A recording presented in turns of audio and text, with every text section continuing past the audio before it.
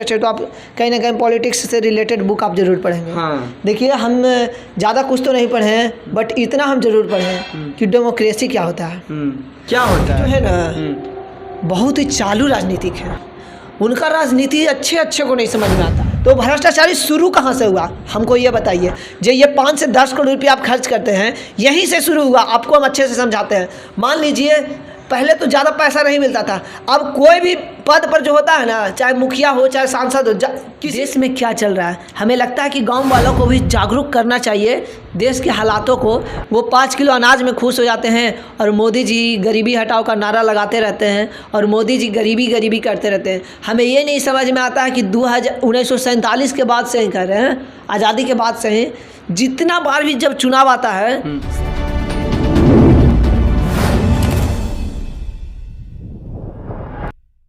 नमस्कार, प्रणाम। मैं सोनू चौरसिया, आप देख रहे हैं BH खबर। आज बातचीत करने वाले हैं राजनीतिक के ऊपर, चुनाव के ऊपर और ख़ास बातचीत वो में किन से। BH खबर के संपादक विक्की चौरसिया जो कि हर एक बातें अपने जुबानी से सच के ऊपर बात करते हैं। तब विक्की जी आइए। विक्की जी आपको BH खबर में स्वागत है। बहुत बहुत धन्यवाद सोनू जी। बोलिए क्या कहना चाहते हैं, किस चीज़ पर बात करना है। लोकसभा के चुनाव एकदम माथे पे मंडरा रहा है। जी हाँ, मंडरा ही रहा है। जहाँ देखिए लोकसभा चुनाव का ही बात हो रहा है। और इसमें सबसे बड़ा टेंशन होता है जो एक अंगूठा मारते हैं। हाँ, यानी कि वोट। तो वोट वालों को इसलिए टेंशन होता है कि आखिर हम किनको वोट दें जो कि मेरे देश खातिर, मेरे बिहार के खातिर, मेरे खातिर काम करे। देखिए हम अभी एक युवा हैं और मेरा 18 प्लस तो नहीं हुआ है, जिसके कारण मैं वोट नहीं दे सकता। बट वोट तो नहीं दे सकता, बट सजेशन जरूर दे सकता हूँ कि किनको वोट देना चाहिए, किनको वोट देना चाहिए। और हाँ, आपके फैमिली में आप नहीं, जो वीडियो देख रहे हैं, बाई चांस आप वोट नहीं देंगे, बट आपके फैमिली में माता पिता या फिर जो भी हो वो तो वोट जरूर से जरूर देंगे।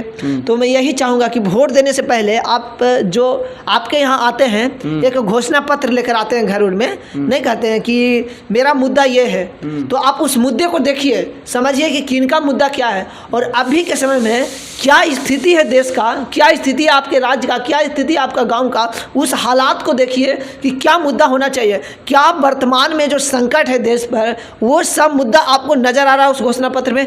जैसे ही देखिए आपको कि नजर नहीं आ रहा है उस घोषणा पत्र में, अलाना बलाना ढिकाना जो मन तो मतलब उस पर मुद्दा हो रहा है कि हम ये करेंगे वो करेंगे, जो कि देश के लिए सही है ही नहीं। सही मुद्दा पर तो सवाल ही नहीं हो रहा। कहीं ना कहीं ये भी तो हो सकता है विक्की कि उसमें लिख देगा वोट के खातिर और बाद में वोट जीतने के बाद उसमें के पन्नों फाक लेके फेंका जाए। अच्छा, लिखने का लिख देगा, ठीक है। और अगर वो चीज़ नहीं लिखेगा तो जनता को भरोसा कैसे होगा। देखिए कोई भी चीज़ करने से पहले हमको तो बताना होता है ना कि हम ये काम करेंगे। बात जनता की विश्वास पर आती है। आपको विश्वास होना चाहिए कि आप देखिए वो जो जितना भी लोग जो भरोसा जता रहे हैं आपको, कह रहे हैं कि हम ये काम करेंगे, आप डायरेक्ट पहले ही सोच लिए कि हम लिख दिया करेगा कि नहीं करेगा, तो आप तो पहले ही नेगेटिव सोच रहे हैं। आपको पहले ही भरोसा उस पर टूट गया ना जी, तो आप कहाँ से उनको वोट दीजिएगा, बताइए। वोट दीजिएगा उनको नहीं ना। बट देखिए अब जो मुद्दा ही गलत लेके आया है उनको आप क्या कहिएगा। ये तो बोल रहे हैं कि जो अच्छा चीज़ लिखे, जो सही मुद्दा लिखे, पॉजिटिव लिखे हैं, उनको भी वो अगर लिख दिए केवल लिखने के लिए है, वो कुछ करेंगे नहीं, मतलब आ जाएंगे सत्ता में। तो देखिए सत्ता में आएंगे तो नहीं करेंगे या फिर करेंगे, ये आपके ऊपर करता है कि आप किस नेता पे भरोसा करते हैं। बट जो भी नेता सही मुद्दे पर जो काम करेगा लोग उसी पर तो विश्वास करेंगे। राजनीति पहले का और अभी का कैसा है? देखिए हम ज़्यादा तो राजनीति देखे नहीं है। अगर आप यही चीज़ बुजुर्ग लोगों से पूछते हैं तो आपको अच्छा से जवाब मिलता है। बुजुर्ग से ज़्यादा अभी जो कि पढ़ाई का मामला जानने में करते हैं। हाँ। पढ़ाई में तो इतिहास पूरा लिखा हुआ रहता है और ऐतिहासिक ज़्यादा पढ़ाया स्कूल में कम जाता है।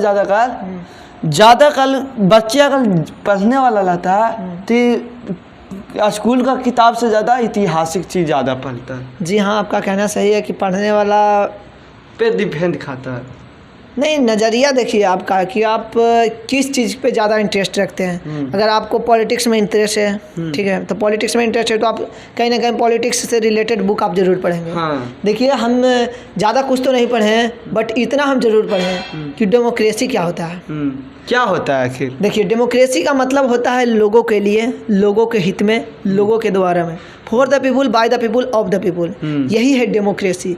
और हम पढ़े हैं ना सोनू जी कि डेमोक्रेसी मतलब ही हुआ फ्री एंड फेयर इलेक्शन, मतलब कि इलेक्शन में कोई भी गड़बड़ी नहीं होना चाहिए, एकदम सही रूप से इलेक्शन होना चाहिए। बट नहीं लगता हमको कि आज के समय में जो है वो इलेक्शन सही से होता है। तो सही से पढ़ाया जाता है, ठीक, और लिखा हुआ भी है एकदम सही। जो लिखा हुआ है ना बुक में वो लेकिन हो नहीं रहा है एक्चुअल में। वो हॉल नहीं है तो इसका मतलब खाली नाम की लिखा हुआ है, वो हटा देना चाहिए। उसको जगह पे ये लिख दे तो ज़्यादा बेहतरीन रहेगा। सच्चाई देखा जाए कि पैसा दीजिए और वोट खरीदिए। नहीं, देखिए, मुझे ये नहीं समझ में आता है, मान लीजिए अगर आप, ठीक है, एक सांसद का चुनाव लड़ रहे हैं, ठीक है, तो सांसद का चुनाव लड़ रहे हैं आप, तो सांसद के चुनाव में आपको कितना खर्च हो सकता है? ऑब्वियसली सोचिए, कम से कम 5 से 10 करोड़ तो चुनाव में खर्च हो जाएगा। अब 5 से 10 करोड़ चुनाव में खर्च भी होगा तो कैसे होगा, इसको हमको समझना जरूरी है ना। मान लीजिए आप एक सांसद को चुनाव लड़ रहे हैं, ठीक है, तो सांसद में तो एक गांव नहीं आता है, सांसद आप हैं तो आप कई सारे गांव के मालिक हैं, है कि नहीं है? जिला लमसम एक लगभग एक जिला, तो एक क्षेत्र में आपका कई सारे प्रखंड आ जाते होंगे, कई सारे प्रखंड आते हैं कि नहीं?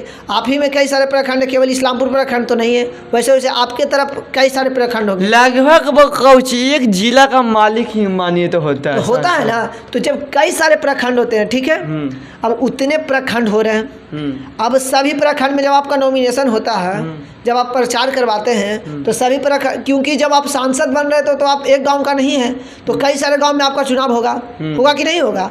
तो हर गांव में आपको जाना पड़ेगा। हर गांव में आप अपने प्रचारक को भेजेंगे कि मेरा प्रचार करिए।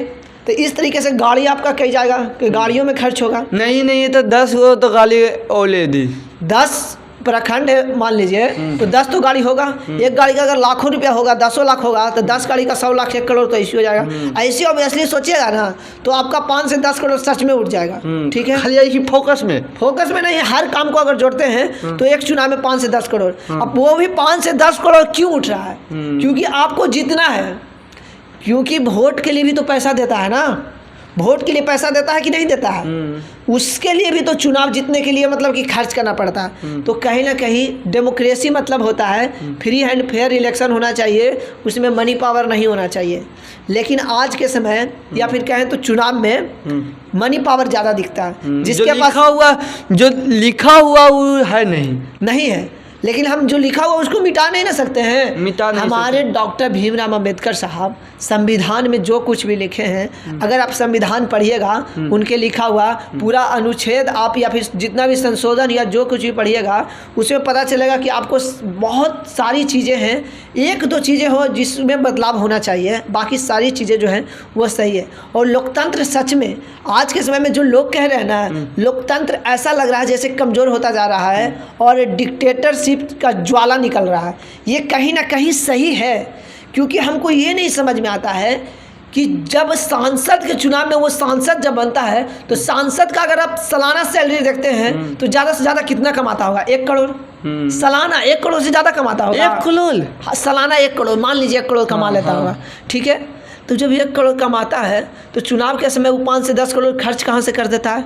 कहाँ से आता है उसके पास पैसा? सोच के देखिए आप, 5 से 10 करोड़ पैसा वो खर्च करता है। कोई भी चुनाव जीतने के लिए आपको पैसा चाहिए तो चाहिए। एक कहते हैं कि एक गरीब आदमी भी चुनाव लड़ सकता है, कहाँ से चुनाव लड़ेगा? उसके पास पैसा नहीं, औकातें नहीं रहे। उसके पास पता है कि देश को कैसे आगे बढ़ाना है, उसको सब चीज़ पता है। शिक्षक है, मतलब शिक्षित है, युवा है, सब चीज़ है, ठीक है। और आज युवा नहीं बल्कि बूढ़े आदमी देश को चलाते हैं। बूढ़े आदमी को से अगर इधर उधर का सवाल करिएगा कि इस मुद्दे पर काम करना है, इस मुद्दे पर काम करना है, तो बात को वो हटा देगा। बूढ़े आदमी देश चलाते तो सिर्फ कुर्सी पे बैठ के ऑर्डर नहीं दे सकते, बल्कि वहाँ पे पहुँच नहीं सकते। अगर पहुँचेगा तो उनको पहले ही थक जाएगा। हाँ, तो मुझे यही कहना है कि आप लोग सोचिए समझकर वोट देना है तो, और ये सोचिए कि वो खर्च कहाँ से इतना पैसा कर रहे हैं। तो भ्रष्टाचार शुरू कहाँ से होता है? मोदी जी जो कहते हैं ना भ्रष्टाचार हटाना है, भ्रष्टाचार को बचाना नहीं है, ठीक है? तो भ्रष्टाचारी शुरू कहाँ से हुआ, हमको ये बताइए। जो ये 5 से 10 करोड़ रुपये आप खर्च करते हैं, यहीं से शुरू हुआ। आपको हम अच्छे से समझाते हैं। मान लीजिए पहले तो ज़्यादा पैसा नहीं मिलता था। अब कोई भी पद पर जो होता है ना, चाहे मुखिया हो चाहे सांसद हो, किसी भी पद पर हो, ठीक है, वो पद पर आता तो कहीं ना कहीं उनको पैसा दिया जाता है कि नहीं सरकार के द्वारा, कि चलो आपको 5 लाख मिलता है, आपको चलो 10 लाख मिलता है।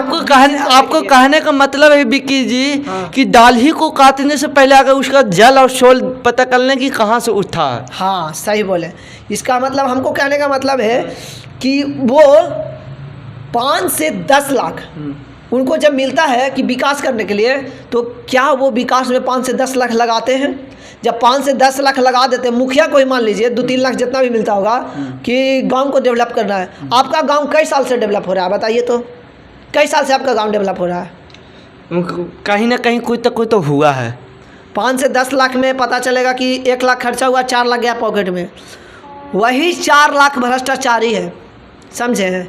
भ्रष्टाचारी का मतलब क्या है? भ्रष्टाचारी का मतलब ये है कि घोटाला कर लेना। अब मोदी जी बड़ी अच्छा से कहते हैं, सुनिए इधर कैमरा के सामने, मोदी जी बहुत अच्छा से कहते हैं भ्रष्टाचारी को हटाएंगे, देश को बचाएंगे। वाह मोदी जी वाह। हमको नहीं लगता कि आप भ्रष्टाचारी को हटा रहे हैं, आप भ्रष्टाचारी को जुटा रहे हैं।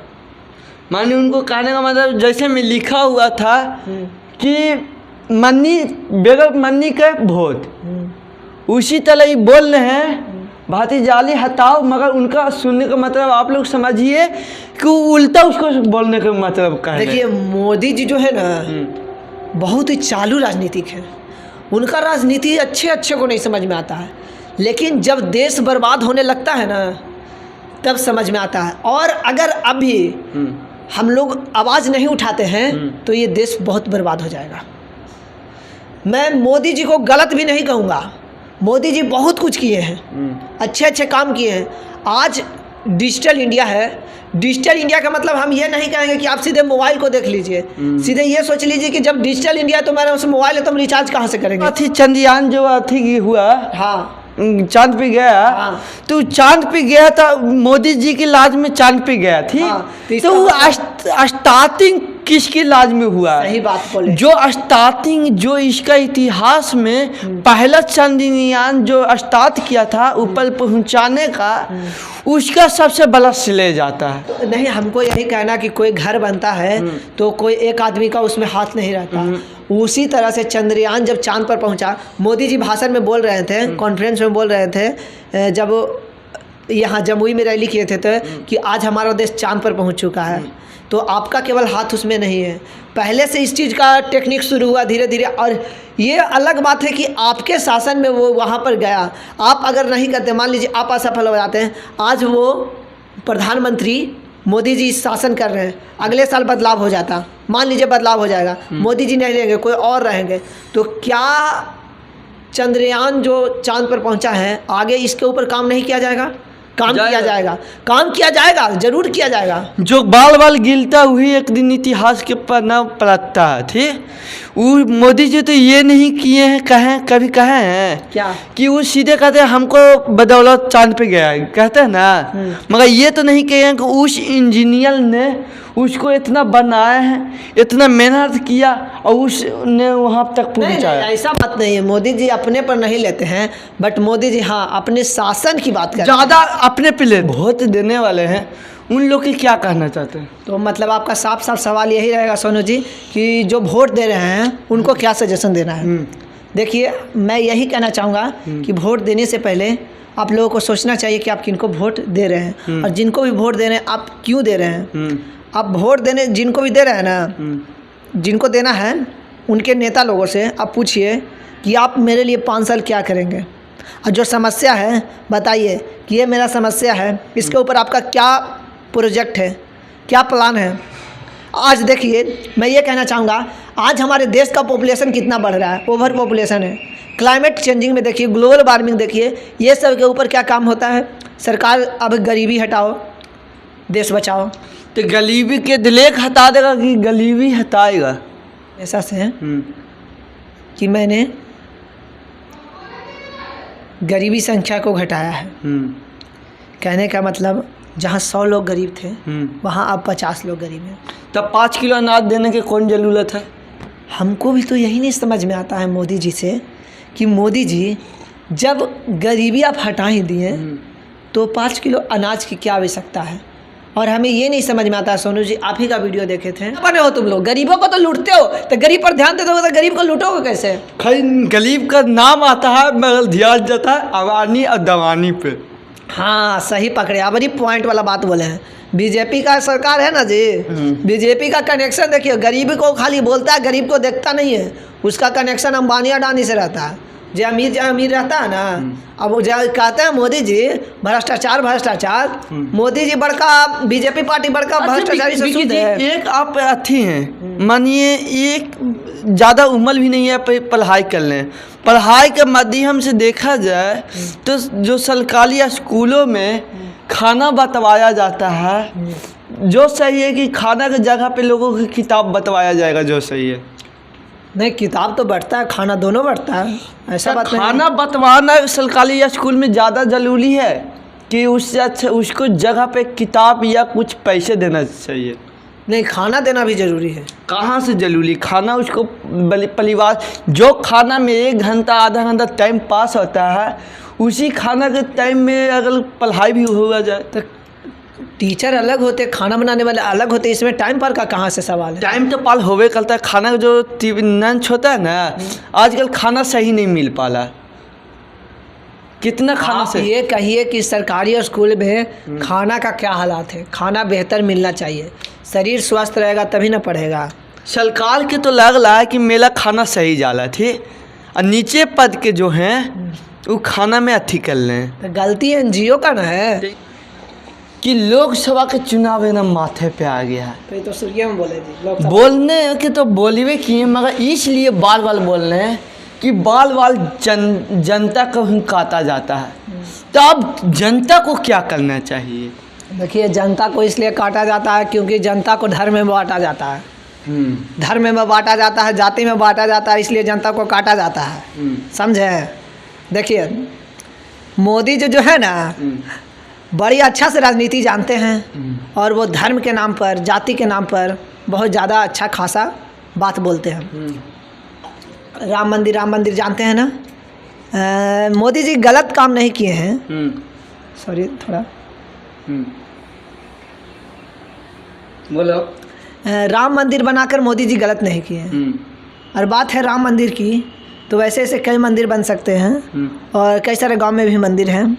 अगर राम मंदिर के जगह पे हॉस्पिटल बनवा देते हैं, ये बनवा देते हैं, समझ में आता वो है। बनवा देते हैं।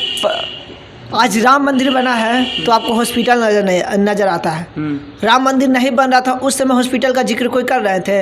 राम मंदिर क्यों बना है? जनता नहीं बोल रही थी कि राम मंदिर बनवाइए, राम मंदिर बनवाइए, सरकारें बोल रही थी। बताइए, जनता बना रहे थे, अब बोल रहे थे, जनता बोल रहे थे और बना भी है। ठीक, कई साल के पुराना इतिहास बन गया, बहुत अच्छा बात है, खुशी भी है।